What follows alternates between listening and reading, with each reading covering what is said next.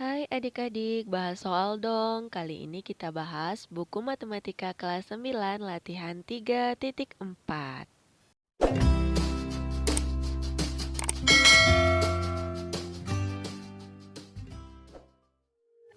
Nomor 7. Gunakan lampu senter dan tanganmu untuk membuat bayangan kelinci pada dinding.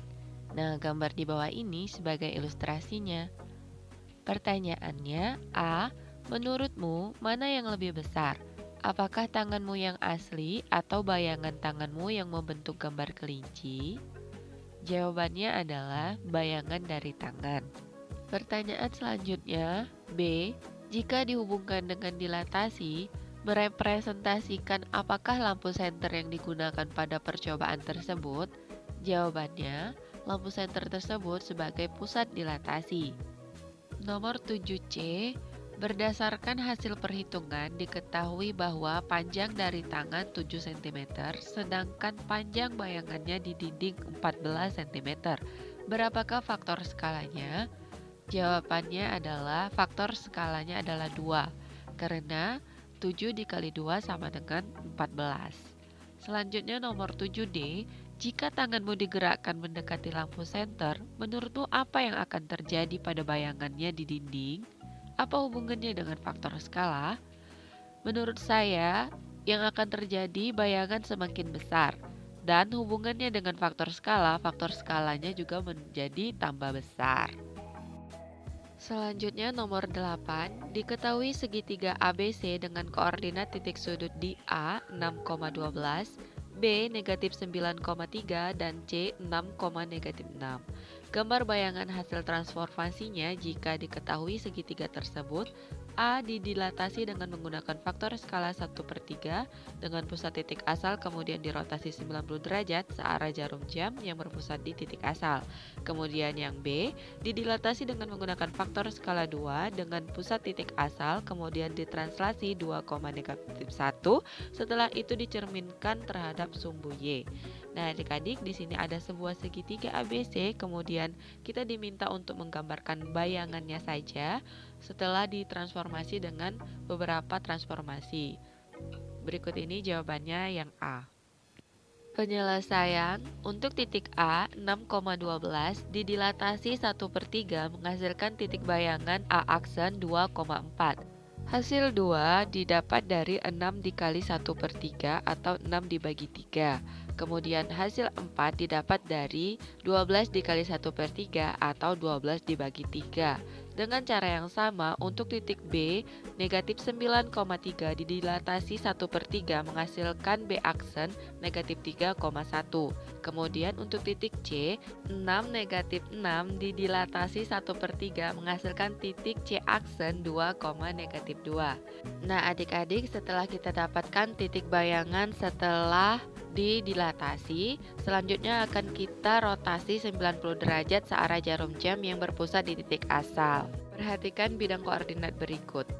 Langkah pertama, kita akan melukiskan segitiga A aksen, B aksen, dan C aksen. Titik A aksen 2,4 ada di sini, B aksen negatif 3,1 ada di sini, kemudian C aksen 2,-2 ada di sini. Kemudian ketiga titik tersebut kita hubungkan dengan suatu garis sehingga membentuk segitiga A aksen, B aksen, dan C aksen. Setelah itu, segitiga tersebut akan kita rotasikan 90 derajat searah jarum jam yang berpusat di titik asal. Perhatikan garis yang berwarna ungu yang menghubungkan titik A aksen dengan A double aksen di titik 4,-2. Kemudian perhatikan garis yang berwarna hijau yang menghubungkan titik B aksen dengan titik B double aksen di titik 1,3. Selanjutnya perhatikan garis yang berwarna biru yang menghubungkan titik C aksen 2,-2 dengan C double aksen di titik negatif 2,-2. Kemudian ketiga titik tersebut kita hubungkan dengan suatu garis sehingga membentuk segitiga A double aksen, B double aksen, dan C double aksen.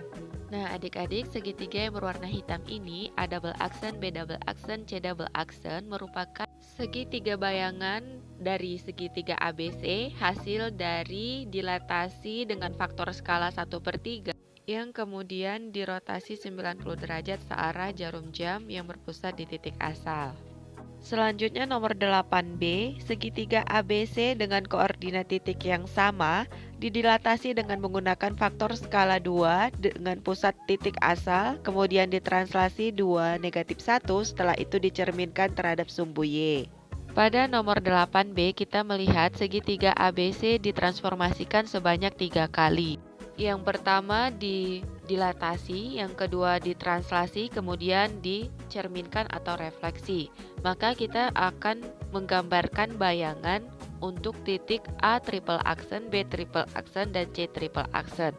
Penyelesaian untuk titik A 6,12 didilatasi dengan faktor skala 2 menghasilkan titik bayangan A aksen 12,24 didapat dari 6 dikali 2 dan 12 dikali 2. Selanjutnya ditranslasi dengan aturan X ditambah 2 dan Y dikurang 1 menghasilkan titik A double aksen 14,23 didapat dari 12 ditambah 2 dan 24 dikurang 1. Selanjutnya titik A double aksen direfleksikan terhadap sumbu Y, maka titik X nanti dikalikan dengan negatif dan titik Y-nya tetap, menghasilkan titik A triple aksen negatif 14,23. Dengan cara yang sama, untuk titik B negatif 9,3 kita dapatkan B triple aksen 16,5 dan titik C 6, negatif 6 kita dapatkan C triple aksen negatif 14, negatif 13. Nah, setelah kita dapatkan titik koordinatnya, kita akan gambarkan pada bidang koordinat. Perhatikan bidang koordinat berikut.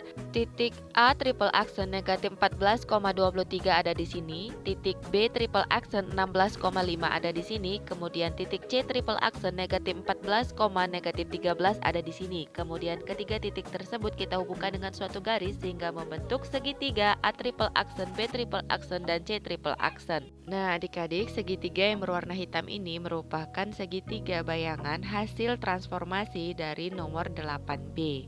Thanks for watching. See you.